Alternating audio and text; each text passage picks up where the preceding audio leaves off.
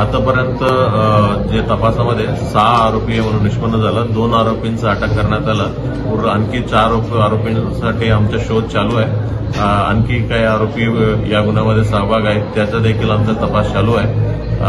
जे 4 आरोपींचा शोधसाठी आमचं टीम पोलीस एलसीबीचं टीम महाराष्ट्रामध्ये इतर ठिकाणी पाठवण्यात आलं। ही 4 आरोपींना अटक करून उरलेले पैसे आमचे जप्त करण्याचा आमचा प्रयत्न चालू आहे। सर नक्की घटना काय होती? घटना नक्की काय होती? ही कॉटन कंपनीचं कॉटन खरेदी ट्रेडिंग कंपनी होत्या।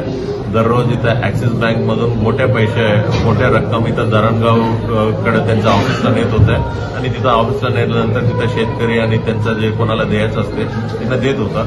अशा जे मेन आरोपी आहे याचा अनिल बंडू